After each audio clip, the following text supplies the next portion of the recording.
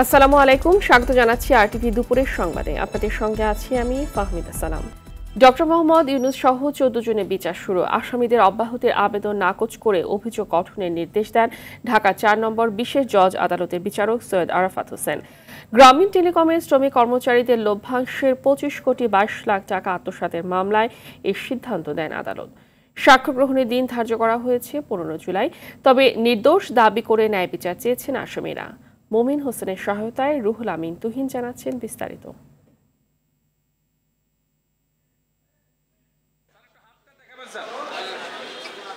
2023 সালের 30 মে money laundering প্রতিরোধ আইনে মামলা দায়ের করেন দুদকের উপপরিচালক গুলশান আনোয়ার প্রধান। গত 1 ফেব্রুয়ারি মোহাম্মদ ইউনূস সহ 14 জনের বিরুদ্ধে আদালতে অভিযোগপত্র জমা দেন তিনি। 2 এপ্রিল অভিযোগপত্র আমলে নেন ঢাকা মহানগরের জ্যেষ্ঠ বিশেষ জজ মোহাম্মদ আশশামস জগলুল হোসেন। এরপর শুনানির জন্য মামলাটি বিশেষ জজ আদালত 4-এ পাঠিয়ে দেন তিনি।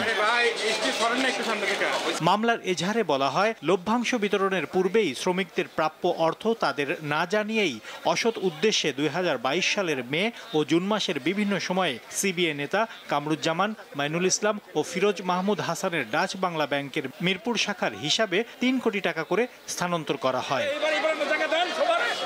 তবে ডক্টর ইউনূস বরাবরই এসব অভিযোগ অস্বীকার করে আসছেন।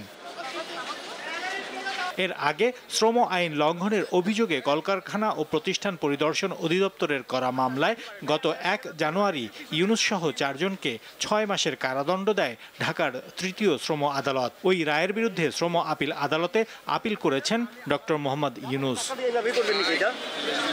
রুহুল আমিন তুহিন, আরটিভি, ঢাকা। পবিত্র ঈদুল আজহা উপলক্ষে এর মধ্যে প্রিয়জনদের সঙ্গে ঈদ উদযাপনে গ্রামের পথে ছুটছে মানুষ। তবে যারা ট্রেনে যাচ্ছে, প্রথম দিনে তাদের যাত্রা বিলম্ব শুরু হয়েছে। সকালে কমলাপুর রেল স্টেশন থেকে সবকটি ট্রেন ছেড়েছে বিলম্বে। এতে ভোগান্তিতে পড়েছেন যাত্রীরা, বিশেষ করে ব্যবসা গরমে বেশি সমস্যায় পড়ছেন নারী ও শিশুরা। Kamalapur rail station manager Mohammad Masud Sarwar বলেন, ঈদ উপলক্ষে ট্রেনে বাড়তি কোচ যুক্ত হচ্ছে, এজন্য কিছুটা বিলম্বে ছাড়ছে ট্রেন। ট্রেনের ছাদে যাতে যাত্রী উঠতে না পারে সেজন্য দায়িত্বশীলদের নির্দেশ দেওয়া হয়েছে। আমরা এখন ঘরে বসে টিকিট কাটতে পারছি স্বাচ্ছন্দ্যে। এই যে অ্যাডভান্টেজটা নিচ্ছি, কিন্তু প্ল্যাটফর্মে এসে সেই অ্যাডভান্টেজটা নিতে পারি না। দীর্ঘ সময় বসে থাকতে হয় গরমের মধ্যে। অনেক ভোগান্তি হয়, বাসায় পৌঁছাতে অনেক লেট হয়, বাসায় ফ্যামিলির লোকজন টেনশন করেন। আজকে ঈদ যাত্রার প্রথম দিন, আজকেই বিলম্ব, তাহলে আর বাকি সময় যেগুলো আছে শিডিউলগুলো কিভাবে থাকবে? কেবলমাত্র 2টি আন্তনগর ট্রেন 1 ঘন্টা একটি, একটা 2 ঘন্টা বিলম্বে ছেড়ে গেছে। বাকি ট্রেনগুলো যথাসময় ছেড়ে গিয়েছে।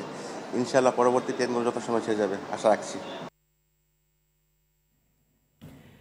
এদিকে ঈদ যতই ঘনিয়ে আসছে, ঢাকা টাঙ্গাইল বঙ্গবন্ধু সেতু মহাসড়কে ততই বৃদ্ধি পাচ্ছে যানবাহনের চাপ। মহাসড়কে মোটরসাইকেল, প্রাইভেট কার, মাইক্রোবাস, পশু ও পণ্যবাহী পরিবহন বেশি চলাচল করতে দেখা গেছে। চাপ থাকা এলেঙ্গা থেকে বঙ্গবন্ধু সেতু পূর্ব পর্যন্ত 13.5 কিলোমিটার এলাকা জুড়ে ধীর গতিতে চলাচল করছে যানবাহন। কোথাও কোথাও যানবাহনের দীর্ঘ সারি দেখা গেছে। এ বিষয়ে এলেঙ্গা হাইওয়ে পুলিশ ফাঁড়ির ইনচার্জ মীর মোহাম্মদ সাজিদুর রহমান জানান, গাড়ির চাপ বৃদ্ধি ও এলেঙ্গা থেকে সেতু পর্যন্ত মহাসড়কে 4 লেনের কাজ চলমান থাকায় যানবাহনের দীর্ঘ সারি দেখা যাচ্ছে।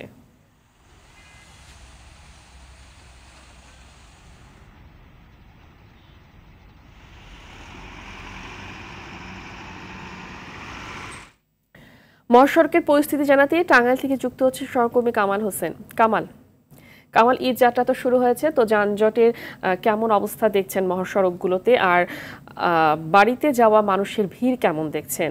কোনো ভোগান্তি আছে কিনা বিস্তারিত জানাবেন।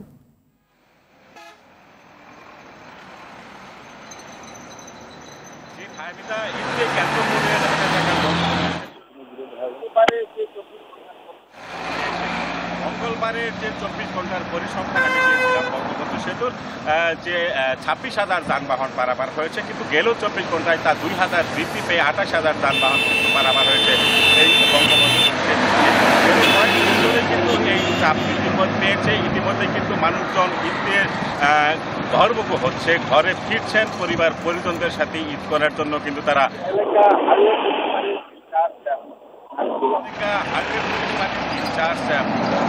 আমার সাথে তিনি যেটি জানিয়েছেন যে মধ্যরাতে যে আমবাহী এবং গরুবাহী যে সমস্ত ট্রাক রয়েছে তা কিন্তু সেই রাতের বেলায় চলাচল করে এবং ঢাকা দিকে যায় এবং এই ঢাকামুখী হওয়ার ফলে মধ্যরাতের পর থেকে মহাসড়কে যানজটের দীর্ঘ যানবাহনের চাপ সৃষ্টি হয়, দীর্ঘ সারি সৃষ্টি হয়। সেই সারি কিন্তু সকাল পর্যন্ত গিয়ে গড়ায়, এতে করে দুই লেন পারাপার হয়, সেই দুই লেনের কিন্তু ব্যাপক ভোগান্তি পোহাতে হয় এবং দীর্ঘ সারি এবং সেই সারি থেকে কিন্তু যানজট সৃষ্টি হয়। তবে পুলিশের পক্ষ থেকে যেটি বলা হচ্ছে যে আগামীকাল থেকে কিন্তু এই যে দুই লেনের যান চলাচল করে এলাকা থেকে বঙ্গবন্ধু সেতু পর্যন্ত, সেটা কিন্তু 8 কিলোমিটার যে এলাকা রয়েছে সেই 8 কিলোমিটার 4 লেনে যানবাহন চলাচল করবে।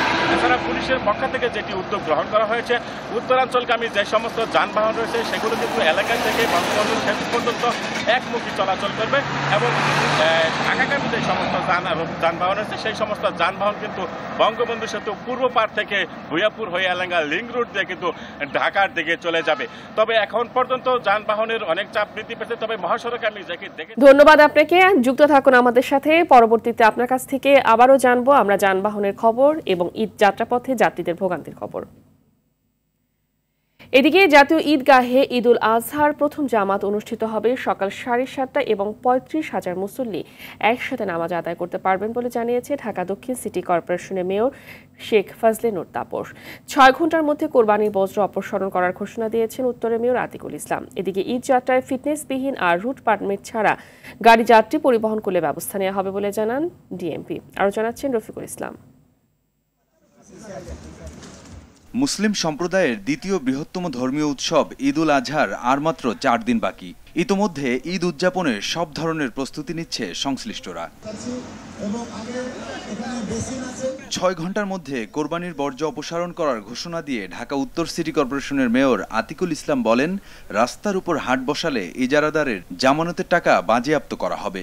আমি কথা দিতে চাই, ইনশাল্লাহ 6 ঘন্টায় আমি বর্জ্য পরিষ্কার করব ইনশাল্লাহ, আমাদের সকল পরিষ্কার পরিচ্ছন্ন কর্মীদেরকে নিয়ে। জাতীয় ঈদগাহর সার্বিক প্রস্তুতি পরিদর্শন শেষে ঢাকা দক্ষিণ সিটির মেয়র শেখ ফজলে নূর তাপস বলেন, ভারী বৃষ্টির কথা মাথায় রেখে ঈদ জামাতের জন্য সব ধরনের ব্যবস্থা রাখা হয়েছে। এখানে তো একটি জামাত হয়, জাতীয় ঈদগাহে একটি জামাত হবে। সেই জামাতটা ধর্ম মন্ত্রণালয় থেকে যে নির্দিষ্ট সময় সেটা জানিয়ে দেওয়া হবে। তবে এখন পর্যন্ত আমরা যে তথ্য পেয়েছি তাতে 7:30টার সময় ঈদের জামাত জাতীয় ঈদগাহে অনুষ্ঠিত হবে।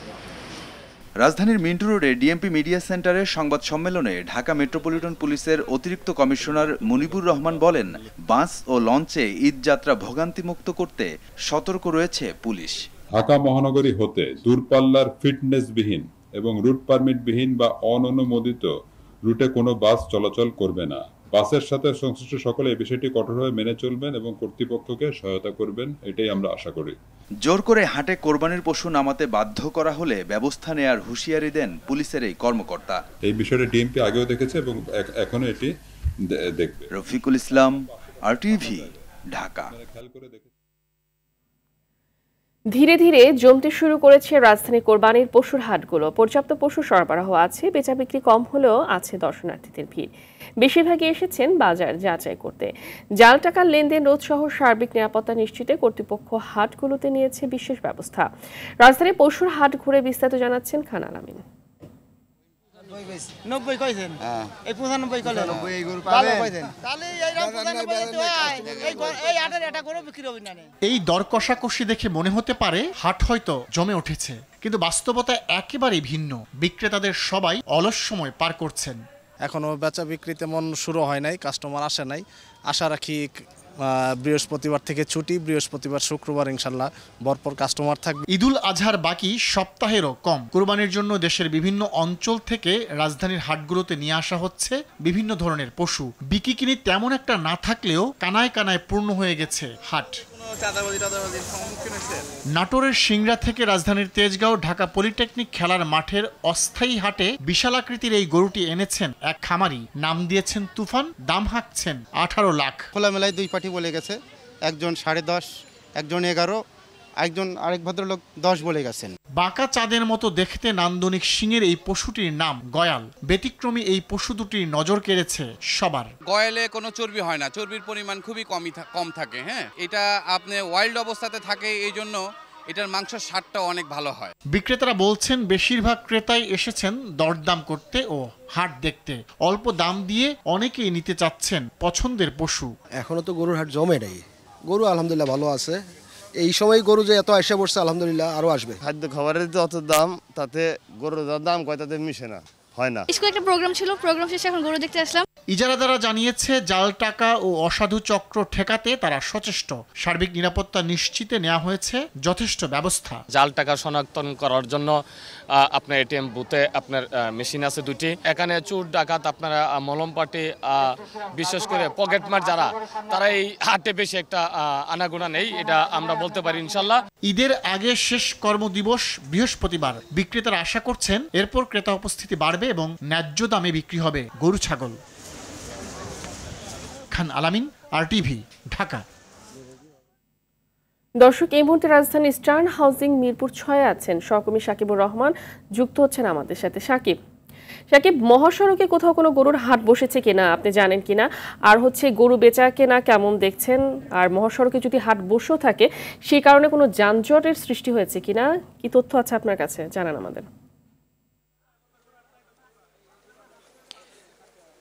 ফাহমিদা, আসলে হাট যতটুকু জমার কথা ছিল সেভাবে কিন্তু এখনো জমে ওঠেনি। আমরা দেখছি যে ক্রেতারা আসছেন, দাম দর করছেন, গরু দেখছেন, পছন্দের গরু।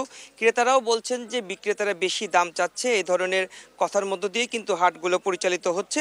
বিক্রেতারা বলছেন যে এখনও ক্রেতারা সেইভাবে হাটে ঢোকেনি, পর্যাপ্ত যে দাম সেটি তারা বলছে না। অনেকে আবার বলছেন যে ইস্টার্ন হাউজিং তার হাটের পরিধি কিন্তু অনেক বড়, সেই অনুযায়ী গরু এত পরিমাণ, যে পরিমাণে গরু আসে সেই পরিমাণ গরু এখনও আসেনি।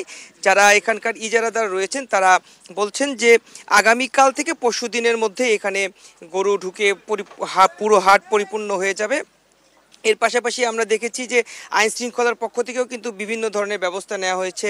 হাটে নিরাপত্তার জন্য সিসি ক্যামেরা, আইন শৃঙ্খলা বাহিনীর সদস্য, র্যাব, পুলিশ, সাদা পোশাকের পুলিশ তারাও কিন্তু এখানে থাকছেন। জাল টাকা শনাক্তকরণের মেশিনও রাখা হচ্ছে। আমরা একটু বিক্রেতা যিনি রয়েছেন তার সঙ্গে কথা বলবো। এই যে গরুগুলো দেখা যাচ্ছে, এগুলোর দাম কেমন চাচ্ছেন, ক্রেতা আসছে কিনা? লোকজন আইছে ভালো, আমরা দাম চাইতেছি মানে আমরা 3 লাখ টাকা, 2 লাখ, 2.5 লাখ টাকা, 2 লাখ টাকা। এই গরুটার দাম কত? এই গরুটার দাম চাইতেছি আমরা 3 লাখ টাকা। কত টাকা পর্যন্ত উঠছে এটা?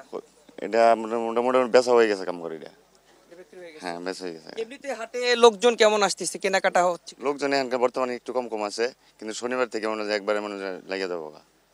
আসলে যেটি শুনছিলেন যে লোকজন আসছে, একটা দুইটা করে গরু বেচা কেনা হচ্ছে, দেখে যাচ্ছে অনেকে পছন্দের গরু। যেহেতু বৃহস্পতিবারের পর থেকে ছুটি শুরু হবে, সবাই আশা করছে যে বৃহস্পতিবার রাত থেকে হাট পুরোপুরি জমে যাবে এবং বেচা বিক্রি বাড়বে। তো এই ছিল আমার কাছে গরুর হাটের সর্বশেষ। ফাহমিদা, ধন্যবাদ আপনাকে। দর্শক, বাজারে পশু বেচা কেনার বিষয়ে জানাতে খুলনার জোড়া গেট পশুর হাট থেকে সরাসরি যোগ দিচ্ছেন আরেক সহকর্মী SM মনিরুজ্জামান। মনির, পশু বেচা কেনার বিষয়ে কি তথ্য আপনার কাছে আছে জানাবেন।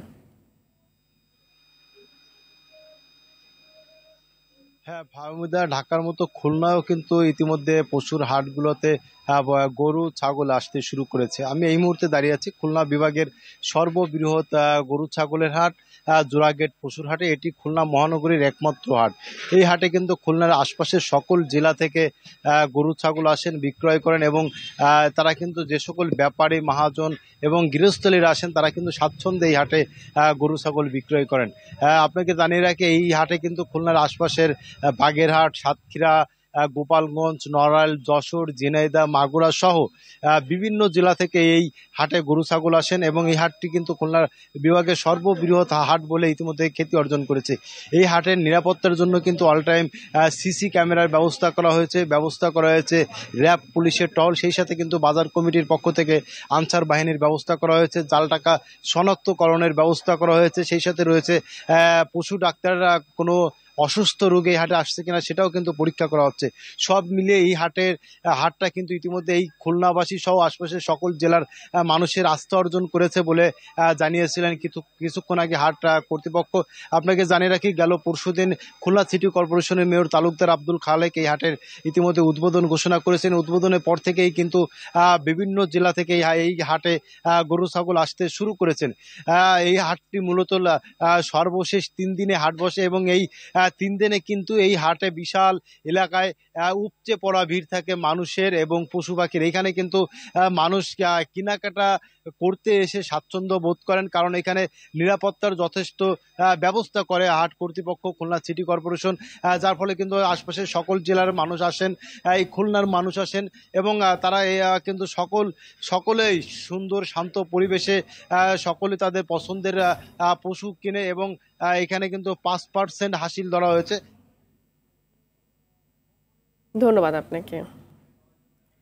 7 দিন ধরে ট্রলার ও স্পিডবোট লক্ষ্য করে মিয়ানমার থেকে গুলি ছোড়ার আতঙ্ক এখনো নৌযান চলাচল বন্ধ রেখেছে বোট মালিকরা। তবে আবহাওয়া ভালো থাকলে আজ বিকেলে পথে নৌযান চালুর কথা চিন্তা করেছে প্রশাসন। এদিকে সেন্ট মার্টিনের একমাত্র যাতায়াত ব্যবস্থা নৌপথ বন্ধ হওয়ায় তীব্র খাদ্য সংকটে পড়ার শঙ্কায় দিন কাটছে প্রবাল দ্বীপের 10,000 বাসিন্দা ও পর্যটকরা। গেল বুধবার সেন্ট মার্টিন থেকে ফেরার পথে নাফ নদীর মোহনায় বাংলাদেশি নির্বাচন কর্মকর্তাদের লক্ষ্য করে মিয়ানমার থেকে বেশ কিছু গুলি ছোড়া হয়, তবে এতে কেউ হতাহত হয়নি। পরদিন সেন্ট মার্টিনগামী পণ্যবাহী 3টি ট্রলারে আবারও গুলি ছোড়া হয়।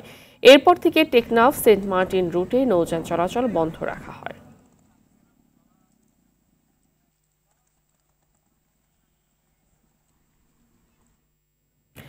চট্টগ্রাম নগরীর সিটি গেট এলাকায় ঝুটের গুদামে আগুনের ঘটনা ঘটেছে। ইতিমধ্যে নিয়ন্ত্রণে আনা হয়েছে আগুন। ফায়ার সার্ভিসের কর্মকর্তারা জানান, সকালে মোস্তফা হাকিম কলেজের পেছনে ওই গুদামে আগুনের ঘটনার খবর পেয়ে কাজ শুরু করে ফায়ার সার্ভিসের 6টি ইউনিট। প্রায় 2 ঘন্টা চেষ্টায় দুপুর 12টার দিকে আগুন নিয়ন্ত্রণে আনতে সক্ষম হয় তারা। তবে আগুন লাগার কারণ ও ক্ষয়ক্ষতির পরিমাণ এখনো জানা যায়নি। ঝিনাইদহ 4 আসনের সংসদ সদস্য আনোয়ারুল আজিম আনার হত্যার রহস্যের জট যেন খুলেও খুলছে না। প্রতিদিনই বেরিয়ে আসছে নতুন নতুন তথ্য, ফেঁসে যাচ্ছেন আওয়ামী লীগের বেশ কয়েকজন নেতাও। এরই মধ্যে জেলা আওয়ামী লীগের 2 নেতাকে গোয়েন্দা হেফাজতে নেওয়া হয়েছে, আরও কয়েকজন আছেন নজরদারিতে। ঝিনাইদহ থেকে শিবলু জামানের প্রতিবেদন, জানাচ্ছেন সৈয়দ মাহমুদ।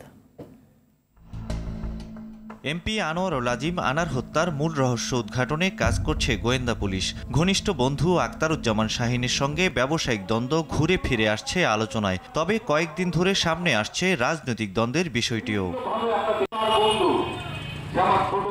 এ মামলায় গ্রেপ্তার হয়ে 7 দিনের রিমান্ডে রয়েছে ঝিনাইদহ জেলা আওয়ামী লীগের ত্রাণ ও সমাজ কল্যাণ সম্পাদক কাজী কামাল আহমেদ ওরফে বাবু। তার দেয়া তথ্যের ভিত্তিতে ধানমন্ডি থেকে আটক করা হয় ঝিনাইদহ জেলা আওয়ামী লীগের সাধারণ সম্পাদক সাইদুল করিম মিন্টুকেও। হত্যাকাণ্ডের মিশন বাস্তবায়নকারী শিমুল ভূঁইয়া ও আখতারুজ্জামান শাহিনের বান্ধবী শিলাস্তি রহমান জিজ্ঞাসাবাদে চাঞ্চল্যকর তথ্য দিয়েছে। আদালতে শিমুল ভূঁইয়ার জবানবন্দিতেও উঠে এসেছে বেশ কয়েকজন রাজনৈতিক নেতার নাম। এদিকে স্থানীয়রা বলছেন, আনার ছিলেন মাঠ পর্যায় থেকে উঠে আসা নেতা, 3 বারের এমপি। এমন নানা কারণে আনারের মৃত্যুর পেছনে রাজনৈতিক দ্বন্দ্বের বিষয়টিও উড়িয়ে দেয়া যাচ্ছে না। সে একদম নির্বাচিত প্রাণ ছিল কালীগঞ্জে, যারা মারছে তারা পরিকল্পিতভাবে মারছে এবং একে যদি না হাঁটাতে পারে তাহলে জায়গা পাবে না, এই কারণেই মারিস, আর কোনো কারণ না। একটু গ্রামগঞ্জে যাই দেখেন, তার জন্য হাহাকার করছে মানুষ। জনপ্রিয় নেতা ছিলেন, আমরা সবাই তাকে হত্যার বিচার চাই। ঝিনাইদহের আরও কয়েকজন রাজনৈতিক নেতার গতিবিধি নজরদারিতে রাখা হয়েছে বলেও জানিয়েছে গোয়েন্দা পুলিশ। সৈয়দ মাহমুদ, RTV। ষষ্ঠ উপজেলা নির্বাচনে চট্টগ্রামের নবনির্বাচিত চেয়ারম্যানদের শপথ অনুষ্ঠান শেষ হয়েছে। শপথ পড়ান বিভাগীয় কমিশনার।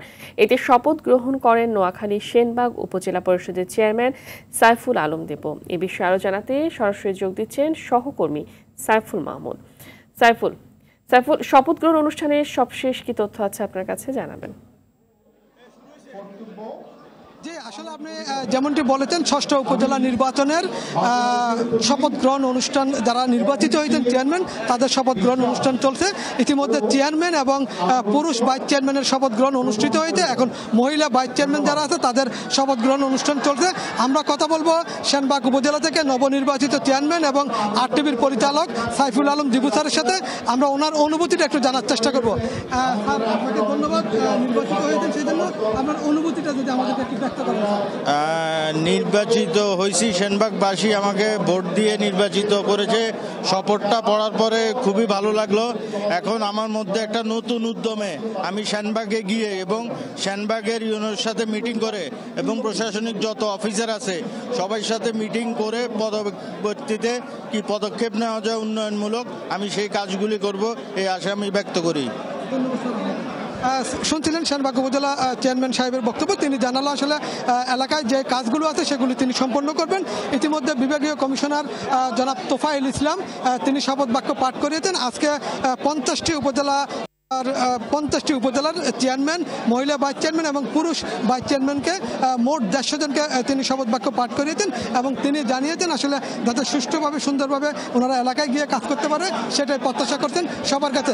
তবে যারা শপথ নিয়েছেন তারা জানিয়েছেন, যারা প্রথমবার নির্বাচিত হয়ে শপথ নিয়েছেন তারা জানিয়েছেন তারা তাদের এলাকায় গিয়ে কাজ করবেন একেবারে নতুনভাবে, এবং যারা দ্বিতীয়বার নির্বাচিত হয়েছেন তারা জানিয়েছেন তাদের যে অসম্পূর্ণ কাজগুলো ছিল তারা সেগুলি সম্পূর্ণ করবেন।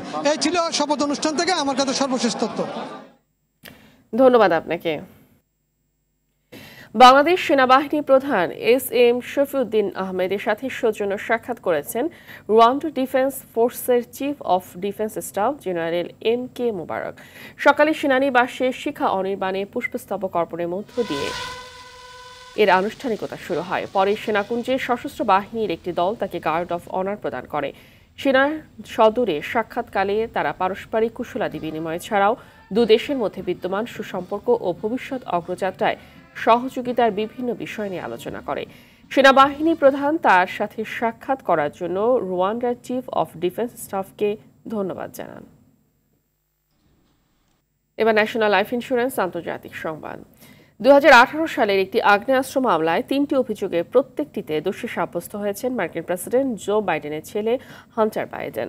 মঙ্গলবার হান্টারকে দোষী সাব্যস্ত করে ডেলাওয়্যার রাজ্যের উইলমিংটনের একটি আদালত দেশটির ইতিহাসে কোনো রাষ্ট্রপতির দায়িত্বে থাকা অবস্থায় তার সন্তানের অপরাধী হিসেবে সাব্যস্ত হওয়ার ঘটনা এটি প্রথম।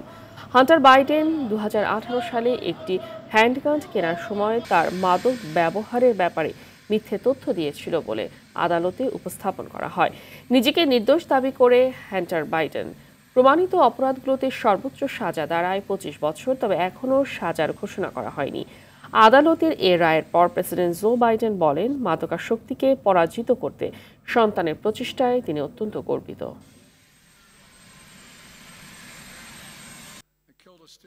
জাতিসংঘ নিরাপত্তা পরিষদে যুদ্ধবিরতি প্রস্তাব পাশ হওয়ার পরও অবিরাম হামলা চালিয়ে যাচ্ছে ইসরায়েল। ফিলিস্তিনের পশ্চিম তীরে ইসরায়েলি বাহিনীর প্রাণঘাতী হামলায় নিহত হয়েছে অন্তত 6 জন। পাশ হওয়া যুদ্ধবিরতি প্রস্তাব বাস্তবায়নে মধ্যপ্রাচ্য সফরে আছেন মার্কিন পররাষ্ট্রমন্ত্রী অ্যান্টনি ব্লিংকেন। গেল 8 মাসে অঞ্চলটিতে এটি ব্লিংকেনের 8ম কূটনৈতিক সফর। ব্লিংকেন এমন এক সময় মধ্যপ্রাচ্য সফর করছেন যখন ফিলিস্তিনের গাজায় যুদ্ধবিরতির প্রশ্নে অচল অবস্থা রয়েছে।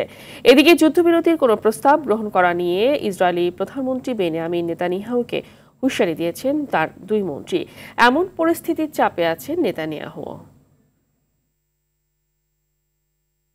টি-20 বিশ্বকাপের খবর। টি-20 বিশ্বকাপে সুপার 8 নিশ্চিত করতে আজ মুখোমুখি হবে ভারত ও যুক্তরাষ্ট্র। নাসাউ কাউন্টি ক্রিকেট স্টেডিয়ামে রাত 8:30টায় মাঠে নামবে 2 দল।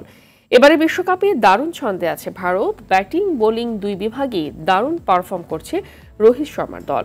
গ্রুপ পর্বে আয়ারল্যান্ড ও পাকিস্তানকে হারিয়ে পয়েন্ট তালিকার শীর্ষে অবস্থান করছে ম্যান ইন ব্লু। যুক্তরাষ্ট্রের বিপক্ষেও সেই ছন্দটা ধরে রেখে সেরা 8-এর টিকিট কাটতে চায় ভারত। এদিকে প্রথমবারের মতো বিশ্বকাপে অংশ নেওয়া যুক্তরাষ্ট্র স্বপ্ন দেখছে সুপার 8-এর। ভারতের বিপক্ষে দলের সবাই একত্রে জ্বলে উঠে জয় নিয়ে মাঠ ছাড়তে চায় স্বাগতিকরা। খেলার খবর, ফুটবল। আন্তর্জাতিক প্রীতি ফুটবল ম্যাচে আগামীকাল যুক্তরাষ্ট্রের মুখোমুখি হবে ব্রাজিল। ফ্লোরিডার কাম্পিং ওয়ার্ল্ড স্টেডিয়ামে ম্যাচ শুরু হবে বৃহস্পতিবার ভোর 5টায়। যুক্তরাষ্ট্রের সাথে এর আগে 18 দেখায় 17 বারই জয় তুলে নিয়েছে 5 বারের বিশ্ব চ্যাম্পিয়নরা। এই ম্যাচেও তারই ধারাবাহিকতা ধরে রাখতে চায় ডোরিভাল জুনিয়রের শিষ্যরা। এদিকে ফিফা র্যাঙ্কিংয়ে সেলেসাউদের চেয়ে 6 ধাপ পিছিয়ে যুক্তরাষ্ট্র। তবু এই ম্যাচে জয় নিয়ে 1998 সালে ব্রাজিলের বিপক্ষে কানকাকাফ গোল্ড কাপে জয় পুনরাবৃত্তি করতে চায় দলটি।